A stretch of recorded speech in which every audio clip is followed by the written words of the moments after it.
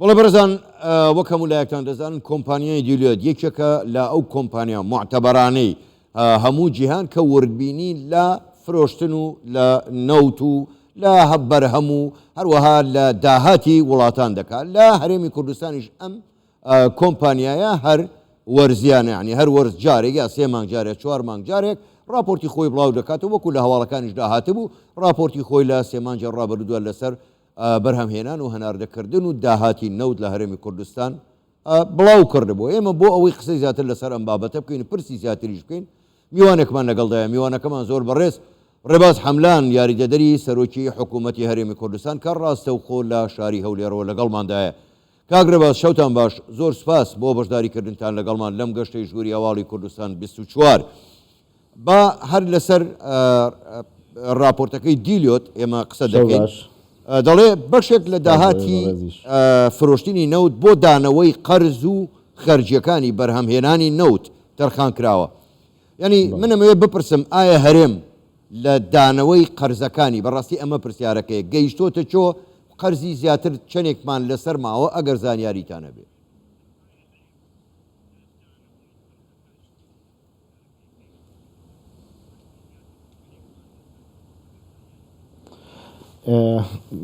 زۆر سپاس بۆ جەنابەت بەڕاستی کە جەنابەت لەو پرسیارەوە دەستی پێکرد منەمێت ڕوونکردنەوەیکی تر بم پێشەوەی وەڵامی پرسیارەکەی جەناب بمەوە. ئێمە لە کابینەی نوێنی حکوومەتی هەرێمی کوردستان کە ئەوە 3 ساڵی تەمەنی تێپەڕاندووە لەم 3 ساڵەیە هیچ قەرزێک ئیزافە نەکراوە و هیچ قەرزێک لە کابینی نوێمان نەکراوە و ئەو راپۆرتانی کە دیلۆیت تا ئێستا لە ساڵی 2022 ئەمە دووەم جارە راپۆرت بڵاوکاتەوە ئەمە راپۆرتی دووەمی چارەکی دووەمی ساڵی 2022 کە لایەکی 4 دەست پێکات بۆ 36. جەنابەت باسی قەرز کرد حکوومەتی هەرێمی کوردستان کابینی نوێم هیچ قەرزێکی کەی نەکردووە. ئەم قەرزانە هینی کابینەکانی ڕابردووە کە لەسەر ئیلتیزامی حکوومەتی هەرێمی کوردستانە دەبێت بدرێتەوانێ. بابەتێکی کە ئەوەیە کە قەرزەکانی نەوت زۆر کەمی کردووە چونکە زیاتر لە 7 ملیار دلار قەرزی نەوت لەسەر شانی حکوومەتی هەرێمی کوردستان بوو ئێستا بۆ کەمتر لە 5 ملیار کەم بۆتەوانێ و ئەوەی کە گرنگە بۆ جەنابتانی باسکەین کە لەم راپۆرتەی دیلۆیتە باسی ئەوە کات کە 1 ملیار و 600 میلیۆن زیاتر لە 1 ملیار و 600 میلیۆن دلاری بۆ دانەوەی قەرز بووە و لە ڕابردوو قەرزی حکوومەتی هەرێمی کوردستان بە ناچاری بۆ دابینکردنی موچە پێشەکی لە شەریکاتی نەوت وەرگرتووە بۆ ئەوەی کە بتوانێت موچە بەردەوام بێت. لەم کابینەیە نەک پێشەکی هیچ شەریکەیەکی نەوت پێشەکی لێوەرنەگیراوە بەڵکو زیاتر لە 600 میلیۆنی بەس دانەوەی پێشەکی شەریکاتی نەوتی کابینەکانی پێشووتر بووە کە بە ناچاری ئەو بابەتە کراوە. خاڵێکی کە ئەوەیە کە ئەم راپۆرتە دەری ئەخات کە حکوومەتی هەرێمی کوردستان و کابینەی نوێم لەم 6 مانگەی ڕابردوو بە تایبەتی ئەم 3 مانگە کۆمەڵێک هەنگاوی زۆر گرنگی ناوە لە چاکسازی و ڕیفۆرمکردن لە بواری نەوتە. لەوانە نرخی نەوت ئێمە لە ڕابردوو زۆر لە ئاستی برند کەمتر نەوتوانە فرۆشت ئێستا 8 دلار کەمترە لە نرخی برند و ئێمە 3 دلارمان لەگەڵ سۆمۆ فەرقەکە کۆمپانیایەکی عێراقیە و بەڕسمی بۆ حکوومەتی عێراقی نەوتەفرۆشێ. ئەمە ئینجازێکی گەورەیە کە ئێمە نرخەکەمان ئێستا گەیشتە ئاستێکی باش و ئێستا تقریبا لە 3 مانگی ڕابردووتر زۆر کەمتر بوو لە 90 دلار لە 80 دلار ئێستا بە 100 دلاری فرۆشین معنایەوەیە چاکسازەکانی کە لە بواری کەرتی نەوتا کراوە زۆر چۆتە هەنگاوێکی باش چونکە 100 دلار بۆ حکوومەتی هەرێمی کوردستان زۆر باشە لە ئەلەم ئاستەی ئێستاە. خاڵێکی کەوەیە کە داهاتی نەوت لە ڕابردوو لە 30 ئەچوو بۆ دابینکردنی موچە ئێستا زیاتر لە 48 دەچێت بۆ دابینکردنی موچە. بۆ زانیاری جەنابتان کە بۆی لە چوارچەوەی ئەموردەکاری کە لەسەر دیلۆیت هەیە ئێمە لە چەند مانگی ڕابردوو کێشەمان لە پارێزگای سلێمانی هەبوو یاخود لە چەند شار و شارۆچکەیەک هەبوو لەسەر ئەوەی کە کورتێنان هەبوو لە دابینکردنی موچە بەڵام بە خۆشحاڵی و مانگی 8 ئەوە ڕووینەیە و مانگی 9 بە تەکید ڕوونایە چونکە بە فەرمانی ڕاستەوخۆی جەنابی سەرۆکوەزیرانی حکوومەتی هەرێمی کوردستان و ئەو کۆبوونەوانی کە ئەنجام دراوە لە نەوت داهاتی زیاتر دابین کراوە بۆ نەوت، یعنی زیاتر لە 550 میلیۆن دلار مانگانە دابین کراوە بۆ دابینکردنی موچە بۆیە ئەو کورتێنانانی کە لە سلێمانی و یاخود لە هەست شار و شارۆچکێک ڕۆیە کەم نەمێنێت. ئەمە بابەتێکی کە زۆر گرنگە بۆ هاوڵاتیان و بۆ هاونیشتیمانیان و بۆ زانیاری هاونیشتیمانیانی هەرێمی کوردستانیش ئێستا داهاتی نەوت بۆ مانگینۆ خراوەتە سەر هەژمێری وەزارەتی دارایی و ئابووری، بۆیە بە زووترین کات وەزارەتی دارایی و ئابووری لەگەڵ ئەو داهاتە ناوخۆی کە لەبەر دەستێتی دەستکات بە دابینکردنی موچەی مانگینۆ. تەمان جەدۆل و ڕۆژەکەی ئەوان ڕایەگەێنن. باشە بابەتێکی کە گرنگترە بۆ جەنابتانی باس کە مۆزوعی دیلۆیت لە ئێستاە راپۆرتەکانی لە چاو ساڵانی ڕابردووتر ورتر و شەفافتر و زیاترشنە قوڵاییەکانەوە، قوڵایی سەرفیات و شێوازی بەڕێوەچوونی مەلەفینەوەی. بابەتێکی کە زۆر گرنگە بۆ هاونیشتیمانیانەوەیە کە خەرجیەکانی دەرهێنانی نەوت زۆر کەمتر بۆتەوە لە چاو ساڵانی ڕابردوو. ئەویش لەوەی کە جەنابی سەرۆگۆزیران خۆی ئیشرافی ئەوەی کرد کە لەگەڵ ئەو وەزارەتی نەوت و ئەنجومەنی باڵای هەرێمی بۆ کاروباری نەوت و غاز کە پێداچوونەیەکی جددیان کرد بە عقوداتی نەوت، بۆی خەرجیەکی زۆر لەوە کەم کراوەتەوە، داهاتێکی زۆر گەڕاوەتەوە بۆ حکوومەتی هەرێمی کوردستان کە لە راپۆرتەکانی دیولەی تا ئەمە بەرجەستا بێت. ئەوە مۆزوعشی کە بابەتی مەساریفی ناردنە دەرەوەی نەوت و هەموو ئەو وردەکانی دیلۆتایە. زۆر باشە کاگرە بەس ئەوە بەڕاستی جێگای دەستخۆشیە و ئەوە شتێکی زۆر گرنگە کە بتوانین نەوت بەو نرخە بفرۆشرێت. هەر لە راپۆرتەکەی دیلۆت داهاتووە، ئەنی نەوت بە پاڵاوگە ناوخۆیەکان زۆر هەرزانتر فرۆشراوە وەکو ئەوەی دەرەوە. بەڵام پرسیارەکەی منەوەیە باشە لەم حاڵەتەیە بۆچی تاکو ئێستا هۆکارەکەی چییە کە نرخی سوتەمەنی هێشتا بەتایبەتی بنزین هێشتا هەر لەسەرەوەی و دانابەزێ؟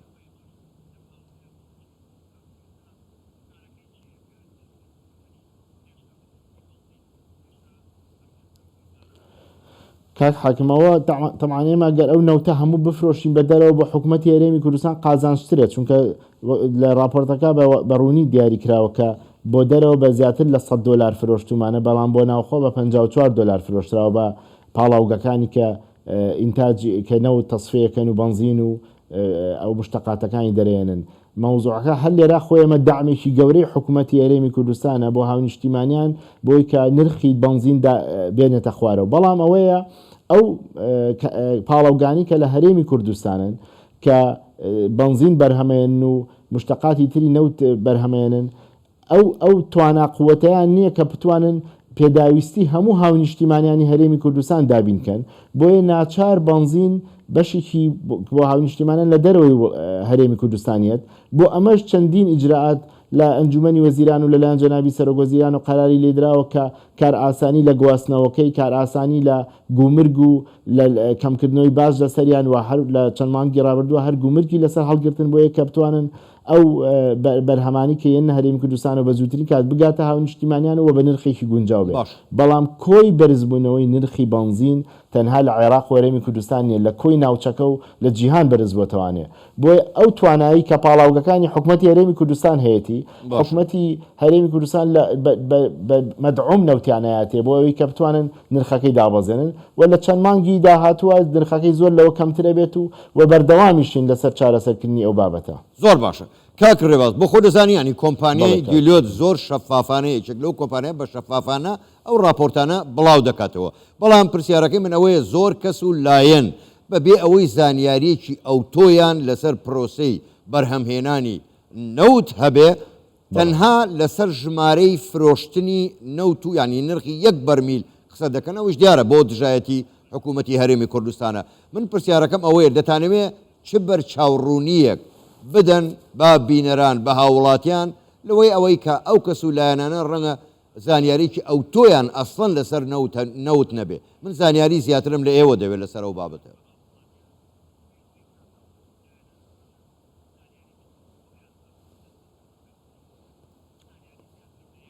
بەڵێ بۆ زانیاری جەناب و هەموو هاونیشتیمانیانی هەرێمی کوردستان و خەڵکی کوردستان تەمان ئێمە پێشەکی بە ناوی جەنابی سەرۆگۆزیران و هەموو حکوومەتی هەرێمی کوردستان و بەردەوام سوپاسگوزاری خەڵکی کوردستانین موچەخۆرانین بۆ ئەو خۆڕاگری کە بەردەوام پشودرێژ بوون سەبرێکی زۆریان هەبوو لەگەڵ حکوومەت و لەگەڵ هەموو کێشانی کە بەردەوام ڕۆبەڕوومان بووەوە کە زۆربیان لە توانای حکوومەتی هەرێمی کوردستان بە دەربووە نەچینەوە سەر وردەکاریانە بابینە سەر بە پرسیارەکەی جەنابێت طبعاً حکوومەتداری دەوڵەتداری بەڕێوەبردننی ژیانی خەڵک بە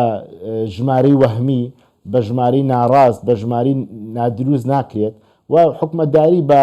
مزایدات و بە خەڵک فریودان و بە خەڵک خەڵەتاندن ناکرێت بەڕاستی حکوومەتداری پیاوی خۆی و کەسی خۆی و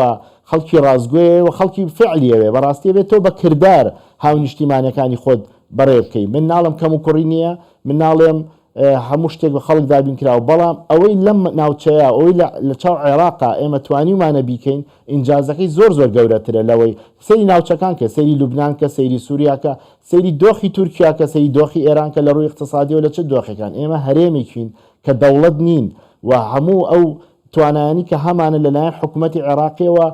یعنی گەمارۆ دراوین لە ڕووی ئیکۆنۆمیەوە لە ڕووی نەوتەوە لە ڕووی بەردەوام کێشەمان بۆ دروستەکەن ئێمە لە ماوەی 9 مانگی ڕابردووە کە ئێستا مانگی نوێ موچە دابەشەکەین دەستەکەین بە دابشکردنی موچە حکوومەتی عێراق تەنها 2 جار 200 ملیاری بۆ ئێمە ناردووە واتە ئێمە لە بەم مانگەوە 7 مانگە موچەی موچەخۆرانی هەرێمی کوردستان دابینەکەین کە مانگی زیاتر لە 900 میلیارد دینارە ئەمە بە داهاتی نەوت و داهاتی ناوخۆی خۆمانە ئەمە بەوەیە کە جەنابی سەرۆگۆزیران خەڵکی کوردستانی نەخستە ژێربارێکی قورس کە بچێ قەرز کات بۆی موچە بۆ دابین کات بەڵکو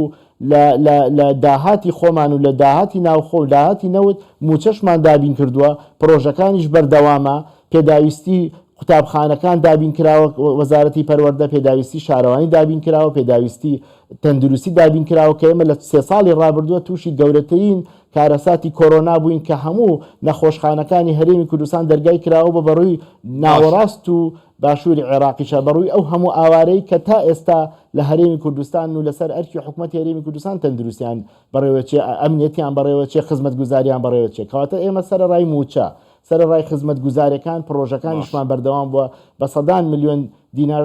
بە 100 میلیۆن دلار سەرف کراوە بۆ پرۆژەکان لە هەرێمی کوردستان خاڵێکی کە زۆر گرنگە بەردەوام مزایدە بەسەر حکوومەتی هەرێمی کوردستانەوە کرێت کە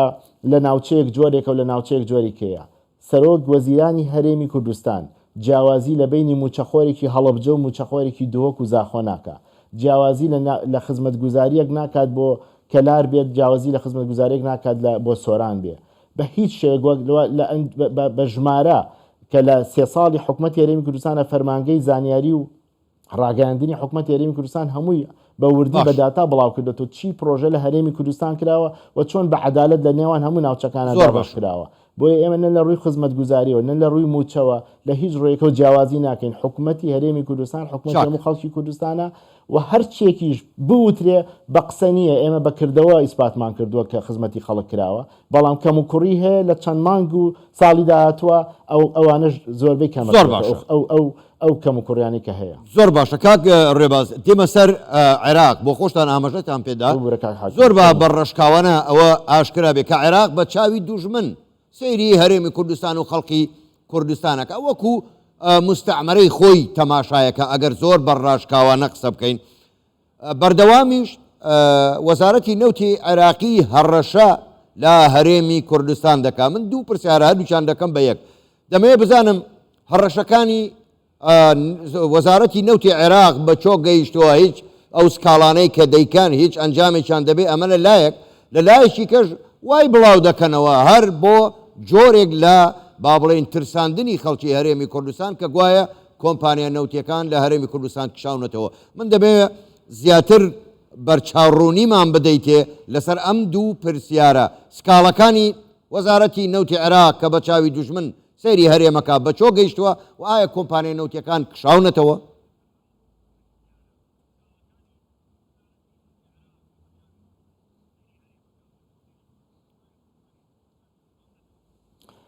بۆ زانیاری جەناب و هەموو بینەران و هەموو خەڵکی بە شەرەفی کوردستان ئێمە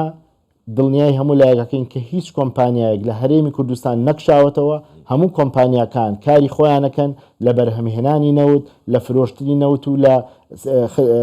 ئەو کۆمپانیانی کە پێڵن کە کۆمپانیای خزمەتگوزاری نەوتەکان ئەوە بابەتێک بابەتی دووەم ئێمە دەیان جار وەکو حکوومەتی هەرێمی کوردستان وەکو سەرۆکایەتی هەرێمی کوردستان تەکیدمان لەوە کردوێتەوە کە ئێمە پابەندین بە دەستور و هەر لەسەر بنەمای دەستور ئێمە نەوتی خۆمان نەفرۆشین. نەوتی ئێمە بە یاسایەکە فرۆشرێت کە لە پەرلەمانی کوردستان دەرچووە و پەرلەمانی کوردستانیش پەرلەمانێکی دەستوری معتەرەفکراوە لەلایەن دەوڵەتی عێراقوانەیە، بۆیە هیچ بنەمایەکی قانونی هیچ بنەمایەکی دەستوری کارەکەی ئێمە ناتوانێت بسەلمێنەکەەوەی ئێمەیکەی ناقانونی و یان نەدەستوریە. ئەوەی کراوە لە بەحکەمە بەرامبەر ئێمە کارێکی سیاسیە بۆ زەختکردنە سەر خەڵکی کوردستان و حکوومەت و دەسەڵاتی هەرێمی کوردستانە و ئێمە ناچینە ژێرباری هیچ بڕیارێکی فەرزکراو بەسەرمانە. ئێمە پابەندین بە دەستور، پابەندین بە هەموو قانونێک کە